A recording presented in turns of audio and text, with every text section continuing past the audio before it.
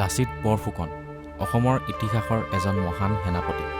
তেওঁৰ সাহস আৰু নেতৃত্বত অসমে জয় লাভ কৰিছিল শৰাইঘাটৰ যুদ্ধত। আৰু আজিৰ এই ভিডিঅ'ত তেওঁৰ সমাধিস্থলীলৈ আমি এটা শ্বৰ্ট ৰাইড ওলাইছোঁ। কি খবৰ এভৰিৱান, আশা কৰোঁ সকলো ভালে আছে। মই দিগ্বিজয় গগৈ আৰু মোৰ ইউটিউব চেনেললৈ সকলোকে ৱেলকাম। আজি ভাবিলোঁ যে ওচৰতে এটা ৰাইড এটা কৰোঁ অলপ, সদায়তো দূৰলৈ গৈ থাকোঁ। তাৰপিছত ভাবিলোঁ যে যোৰহাটত এইটো লাচিত মৈদাম বনাইছে বহুত ধুনীয়াকৈ। ৰিল চিলত দেখি আছিলোঁ, একদম পূৰা ধুনীয়াকৈ এটা বিল্ডিং কিবা কিবি বনাইছে, আৰ্কিটেকচাৰটো পূৰা বঢ়িয়া। তো ভাবিলোঁ তাতে যাওঁ বুলি। কিন্তু এতিয়া কাহিনীটো হ'ল, ৰাস্তাত যেনেকুৱা বৰষুণ ন, এতিয়া বৰষুণ বতৰ হওক যি বতৰ হওক ওলাই আহিছোঁ আৰু ডাইৰেক্ট।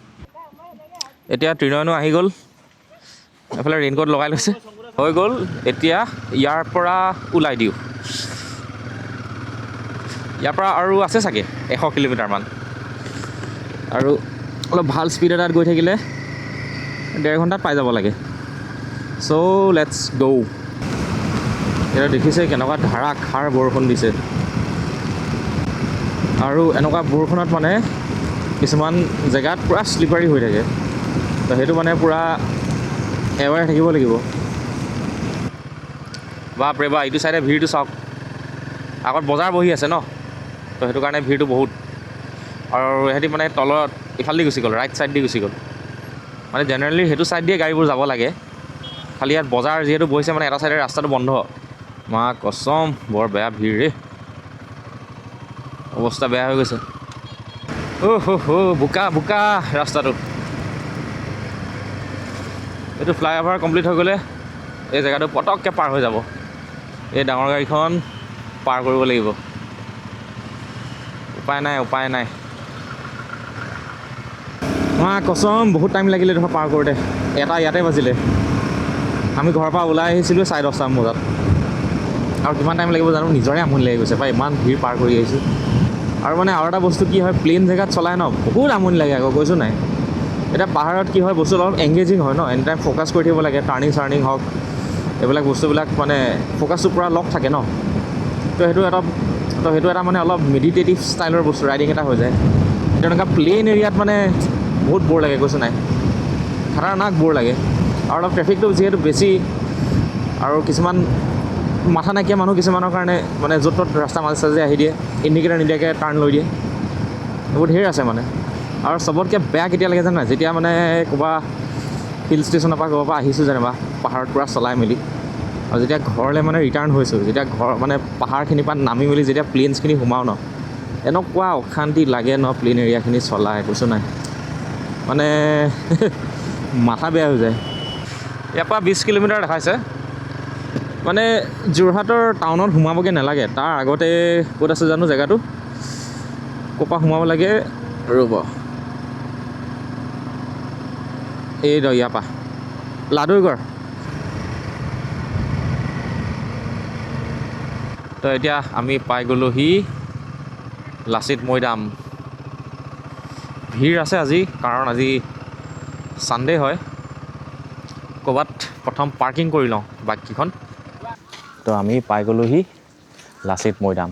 এইটো চাওক, কেমেৰাত বহুত সৰুকৈ ওলাইছে, জুম নাই হোৱা বস্তুটো, কিন্তু আজি ছানডে যিহেতু মানুহ আজি ভিৰ আছে অলপ। এতিয়া ৱেডাৰটো অলপ চফাই আছে, ফটো চটো মাৰিলে ভালেই আহিব। বাকী ওচৰৰ পৰা দেখাই আছোঁ, নহ'লে মোবাইলত অলপ ভিডিঅ'বিলাক কৰোঁ।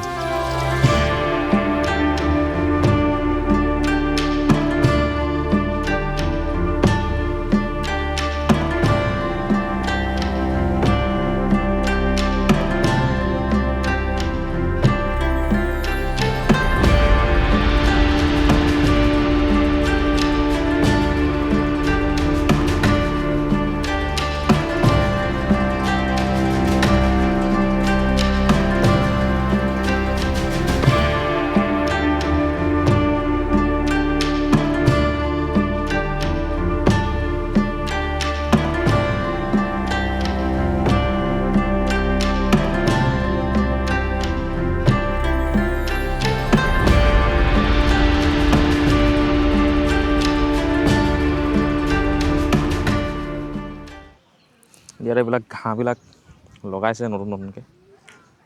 এইবিলাক যেতিয়া চব ঘাঁহবোৰ গজি যাব।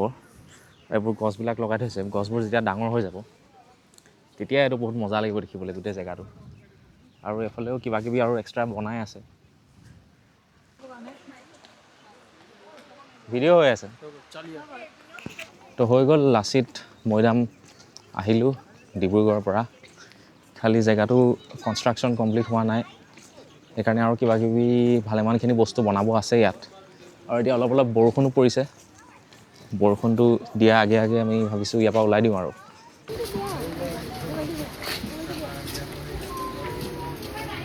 পূৰা বৰষুণ তো হৈ গ'ল আমাৰ ইয়াত লাচিত মৈদামৰ পৰা ওলাওঁ, ক'ৰবাত ভাতটো খাওঁ, তাৰপৰা ঘৰলৈ গৈ থাকোঁ। পাছত আকৌ আহিব লাগিব ইয়াত যেতিয়া এইটো ফুল্লি কমপ্লিট হৈ যাব। ভিৰ হৈছে কিন্তু দেই, মানুহ আহে কিন্তু।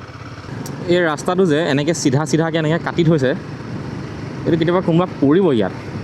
কাৰণ কাহিনীটো কি হ'ল, বাইকৰ চকাটো ইয়াত মানে এই শ্লিপ কৰিছে, মানে শ্লিপো একজেক্টলি নহয়, মানে এনেকৈ এইটো কি কয় ৰাস্তাটো পেৰেলেলকৈ গ্ৰুভটো আছে ন, তো সেইটো কাৰণে মানে অকণমান এনেকৈ বেকাতেৰ হৈ গৈছে বাইকটো। ধাৰাসাৰ বৰষুণ।